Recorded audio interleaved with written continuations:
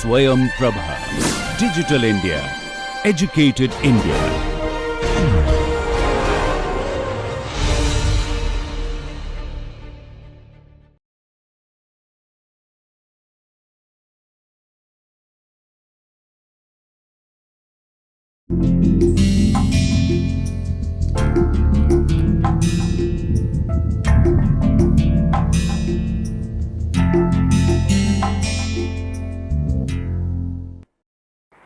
Well, friends, today we are going to discuss a new topic, and that is of religion.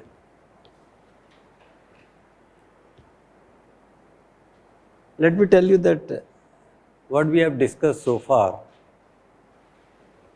what is sociology, groups, associations, institutions, organization of work, that is much more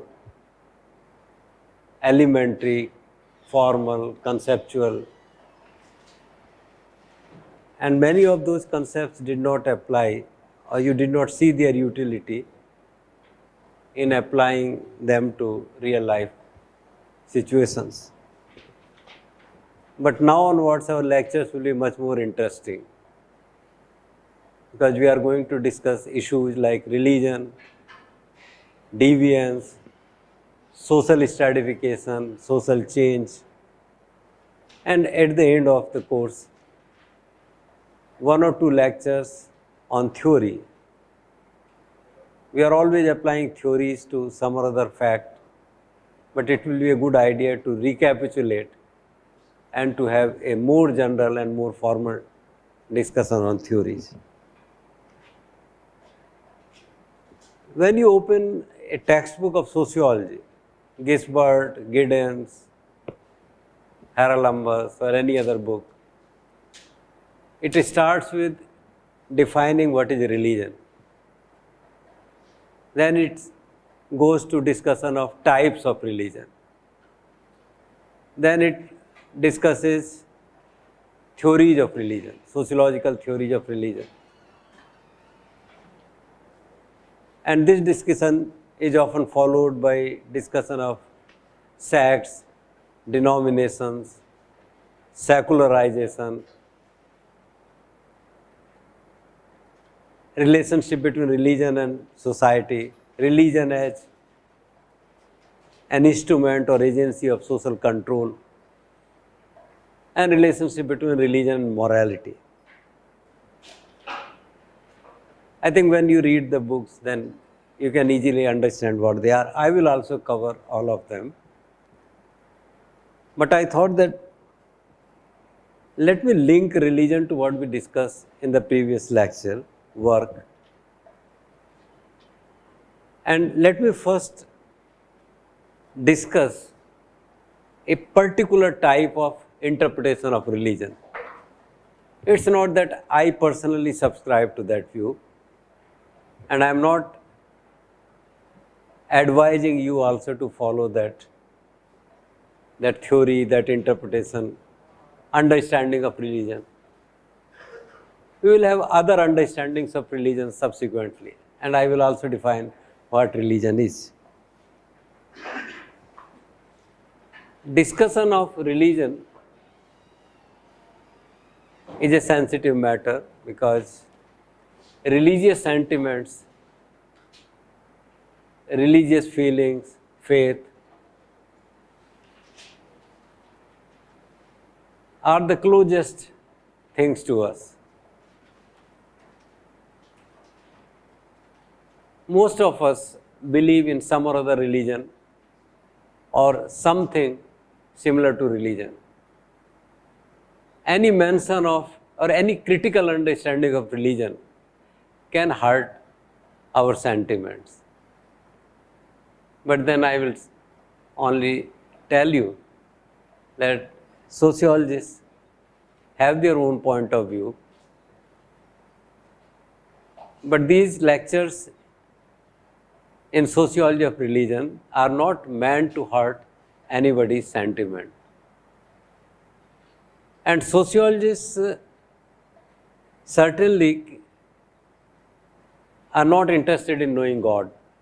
One day I was telling you that scientists, if sociologists identify themselves with scientists or with critical inquiry, they are only interested in knowing those things which can be known on the basis of observations, experiments, surveys, discussion, case studies, focus group discussion, personal one-to-one discussion, which can be studied on the basis of observed facts. So, whether there is God or these issues related to God are part of religion. In sociology of religion, we are more interested in what is that? Actually, we do not even know what religion is, but we will make an attempt to understand what do people mean when they talk about religion, because something like religion exists in all societies. Though the varieties of religions are so different that it becomes difficult for us to develop a concept of religion which applies to all religions all over the world. When I come to definition of religion, we will see what kind of difficulties we get trapped into when we try to define religion. But still, we know something like religion exists. We also know that some people are more religious than others.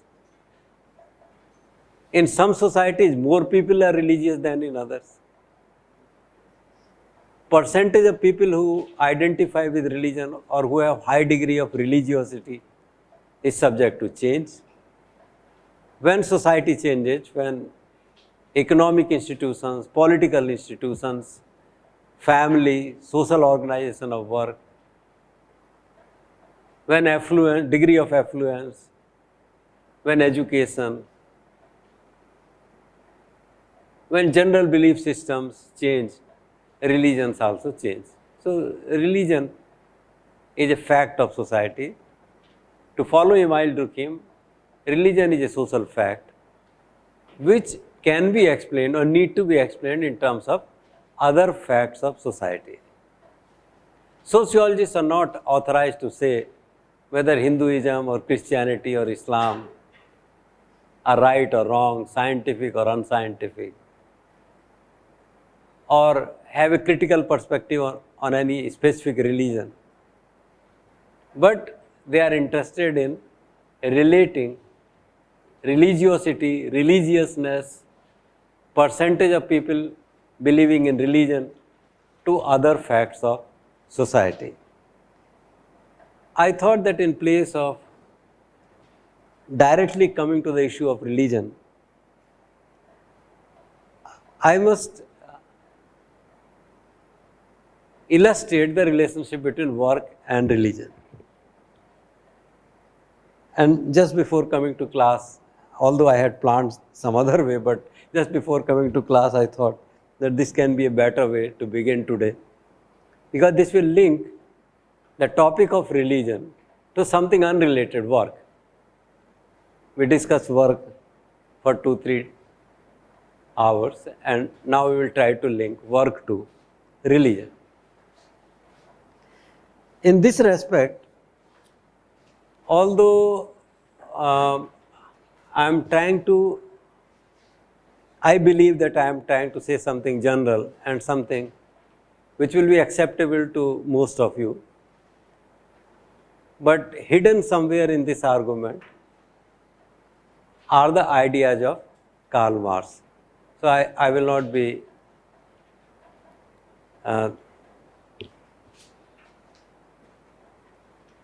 hiding these facts, and I will, after linking work to religion in a certain manner, I will also quote from Haralambous, Marxist theory of religion. In human life, work is certainly important, because through work only human beings survive. Human beings want to survive. They exist, they are born, they grow, they mature bodily, mentally, and eventually they die. Very simple. In between, what happens does not affect whether man will die or not. whether you do BTech or you do MTech or MBBS, or you become professor or engineer. There are certain basic facts of life, that we are all born, we grow from childhood to adulthood, we mature, our body diversifies. So like social differentiation, there is differentiation in the body, in physiology, in our biology of body, development of new organs, some organs acquiring more strength, continue to function, organs continue to function till we die. Some organs get weakened, others survive, and at the time of death, all organs collapse. Now, in this life between birth and death, the most important thing, whether we realize this or not, is work. And when I started talking about work, I showed how work satisfies all the needs of human beings. Work is essential for survival, work is essential for safety, work is essential for social relations, work is essential for self-esteem and ego, and for prestige we want to have in society. It is work through which we self-actualize, and we feel that we are doing something good, and this is what we wanted to do, through work only. And one can question Maslow's model of need hierarchy, and may use some other model of needs, or may refer to some other anthropologists who have studied human needs and needs of society. But we cannot deny the fact that all the needs of human beings and all the needs of society are met through work. There has never been any stage in the development of society when man did not work. Whether man had family or not, that is debatable. Whether man had state or not, that is debatable. Whether man had religion or not, that is debatable. But there has never been any time when man did not work. Work is very closely associated with man's life. Survival, cooperation, development. Society develops through work. We develop through work. So work is central to human life. And we expect that work must be self-fulfilling. Work must make us happy. And I am using the term work in a very general sense. Not only in the sense of gainful employment, but in a more general sense. So from that point of view, even you are working. According to sociological or sensory definition of work, you are not working, you are students. But for me, at least from the perspective which I am applying to work in this lecture, we are all working. All efforts, and efforts in the context of larger society, are part of work. So study is also work. We have also known the cases in which man has acquired everything in work itself. Painters like Picasso, scientists like Einstein, and our best of musicians, poets, Pandit Ravi Shankar, Amjad Ali Khan, our best players, hockey player like Dhyan Chand, our politicians like Mahatma Gandhi. They find complete fulfillment in their work. Actually, most of them do not even need to go to temple or church or organize yajna or pray 5 times a day or go to a church or to a saint. Then they do not need to do all this, because in work itself they find complete fulfillment. And many of them express that through music, through discourses, through painting, through writing poems like Rabindranath Tagore. In writing poems, they are realizing themselves, they are self-actualizing, they have known truth. Novelists like Premchand or Sharatchand Chattopadhyay, they are realizing truth in writing novels. So work is complete in itself. In normal conditions or in ideal conditions, in normal conditions, work is complete in itself. We expect that if there is a true student or a normal student of physics, then he likes physics so much that in studying physics and doing experiments of physics, he achieves everything in life. Whether he gets a good employment or not, that is secondary. He is not working for employment. If there is a true student of physics, the great physicists whom you know by reading textbooks of physics did not study physics to get good CPI and good employment subsequently.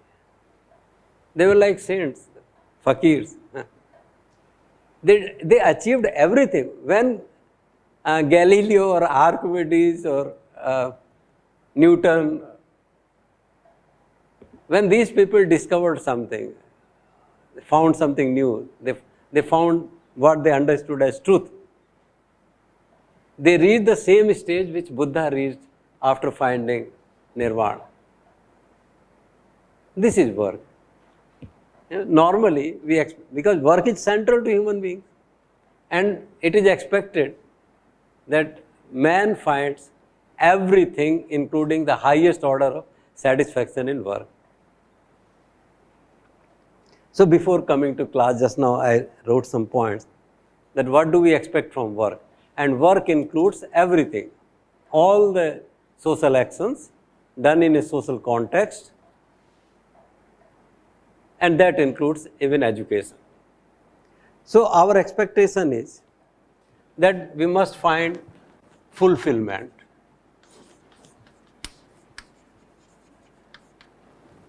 We must find, if we are a normal worker, if we are devoted to work, and many of us, many times, when the corrupting influence of society is not on us, we do find that work can be quite fulfilling. It's great to know, like for a student of sociology, it's a great achievement to know how sociologists look at religion. Whether this knowledge will help him in getting admission to a management course or qualifying civil service or immediate aim of getting a pass grade, that is secondary. For a real student of, or in normal times, we expect that for students of sociology to learn about theories of sociology of religion should itself be fulfilling. We expect that work should give happiness. We feel happy by working. In the manner artists and craftsmen feel happy. In the manner political leaders feel happy in political action. In the manner spiritual gurus feel happy in spiritual action.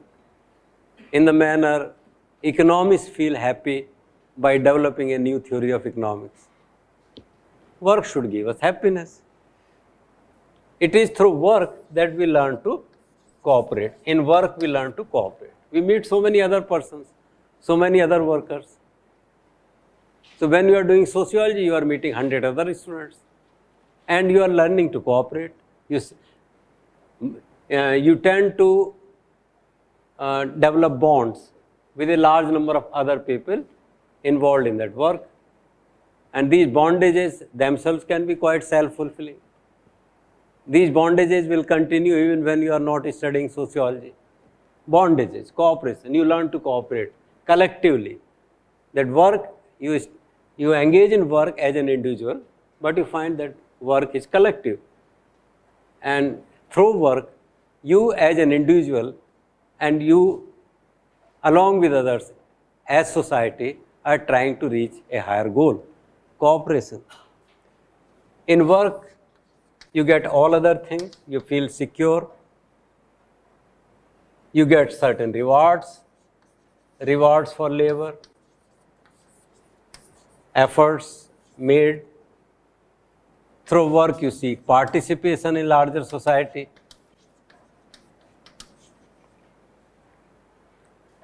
In work, you get self-reflection. Am I right? I ask, am I right? Okay. Over the years, I have developed this position on this topic. Am I right? I ask myself. There are moments of self-reflection, reflexivity. Contemplation. There are moments of contemplation. Discovery of truth. In work, you encounter ideas of justice, fairness, beauty, equality, divinity, humanity and divinity. You realize your humanity, you realize your divinity in work. That you are part of a cosmos, a universe. And you have a certain relationship with others who are also similar part of the cosmos. Quite often, through work, you develop your identity. What are you? I am a farmer. What are you? I am a carpenter. What are you? I am a software engineer. So your identity in society, in social organization, is from your work. In general, I like two terms of Hindi, and because most of you understand Hindi, I will say that through work, you get sukh and samriddhi. That's why you work. Happiness and prosperity. That's why you are working. You have worked so hard. You have worked so hard to get very good marks in high school and then in intermediate. And then you really struggled. Out of 24 hours, you spend 20 sometimes on just studying physics, chemistry, math. Then you come to IIT Kanpur, again you work. And work in different directions. If you do not devote so much time to studies as you should, that is simply because of other influences which have corrupted or adulterated your mind. So somebody says that, you see, when you go for interviews, when companies come to select you, your CPI is important, no doubt, that you must have some minimum CPI. But your leadership qualities, your communication qualities, other qualities are equally important and sometimes more important. So you drift from studies and you start spending more time on Antaragni and Takriti, hostel events, because you have learned this from society. If you had not learned this from society, from other students, maybe you would devote more time to your engineering or science education. The goal is Sukh Samriddhi. Whether you devote more time to education or not, you divide your time into education and other things, hostel activities, technical activities, yoga activities, gym khana, photography club. All types of students, in general, human beings are looking for Sukh Samriddhi. If I am teaching here, I came to IIT Kanpur in the hope of Sukh Samriddhi. All of us are looking for some other job for all these reasons and ultimately for Sukh and Samriddhi. I should be happy and I should be prosperous. Sometimes if you deviate from the path, if you grow into a corrupt politician or a corrupt bureaucrat. Yesterday, our income tax commissioner of Kanpur was arrested by CBI for taking a bribe of 30 lakh. If this man engages in corruption, that is also for Sukh Samriddhi. He thought that this 30 lakh rupees that he gets from a builder in Kanpur will lead to happiness and prosperity. Everybody is working rightly or wrongly, in right direction or wrong direction, according to norms of society or against the norms of society. The goal is Sukh and Samriddhi. Whether Sukh Samriddhi comes or not, that is a different issue. To our income tax commissioner, Sukh Samriddhi did not come from 30 lakh rupees. But he thought. So this is our expectation. And there is nothing wrong if we expect these things from work. Work is central. Work is always present. Everybody will have to work. We can't envision a society in which people will not have to work. From the very early days, from Paleolithic time to the times this human world will survive, people will work. And they will expect many things from work. But in industrial society or in capitalist, to be more specific, industrial society can be capitalist society, can be socialist society, can be communist society, can be mixed economy, can be syndicalist society, can be anarchy. So industrial society can take various forms. But in a capitalist society, in which some people have the possession over means of production and others have nothing except their labor power, what happens to them? In place of fulfillment, there is discontent. A clerk is unhappy, discontentment. There is discontentment among bank clerks. There is discontent among bureaucrats. There is discontent among rickshaw pullers. You meet any person, nobody is happy with his work. And that's why nobody wants to encourage his sons and daughters to do the same kind of work that he has been doing. Doctors will tell their sons, it's not worth to become a doctor, there is no life. They are discontent. That you better join a technical institution, in 4 years' time you will complete your BTech and immediately you get a very good job, very good salary. And if you want to do something else in life, that also you can try later. But first you become an engineer. Because he is discontented with medical profession. Everybody, in capitalist society, everybody is discontent. Workers are discontented, middle classes. Although Karl Marx thought that only workers are discontented, later Marxist writers have developed the idea that even middle classes, upper middle classes, everybody is discontented, everybody is alienated. In place of happiness, there is all around more unhappiness. In all capitalist societies, unhappiness, and there is poverty.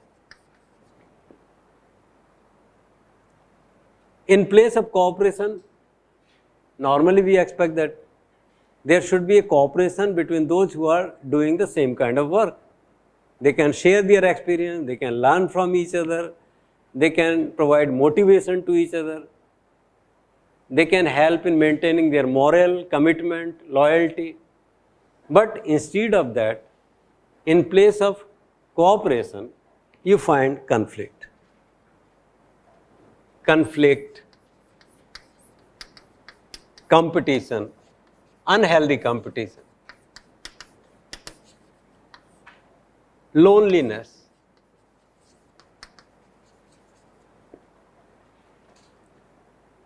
Because of this, you don't share your notes. And PhD students do not talk to each other. Normally, we expect that all those who are doing PhD, at least in the same department, at least in the same discipline or subject, must talk to each other, learn from each other's experiences. But what is happening in this capitalist society? Conflict. Each of us treats others as though they are our rivals. All other teachers are rivals to one teacher. All other students are competitors, rivals to students. Other rickshaw pullers are rivals to rickshaw pullers. Other bureaucrats are rivals to bureaucrats. Other politicians are rivals to politicians. And there is loneliness. Nobody to help me, I am alone. Nobody is like this, like this.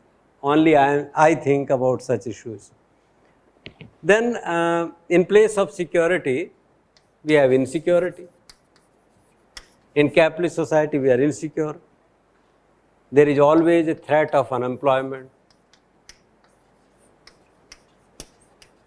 As a matter of fact, as I was showing yesterday, more is the development, more is accumulation of capital, more is decline in proportion of variable capital. It is variable capital or wages which are responsible for all those things, happiness, peace and prosperity of workers. But the iron law of capitalist accumulation shows that development of society, what you call modernization, affluence, rise in per capita income, so those things lead to deterioration in the condition of the working classes. Low wages maintained at a level that workers can only survive.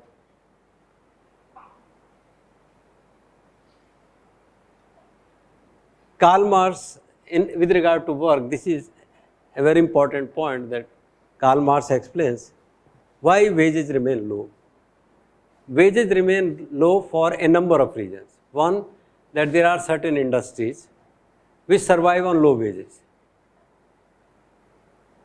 Bangle making, lock making, household industry, village industry, khadi and village industry in our country, handicrafts and various types of works of artisans. Imagine that a weaver working in khadi and gram udyog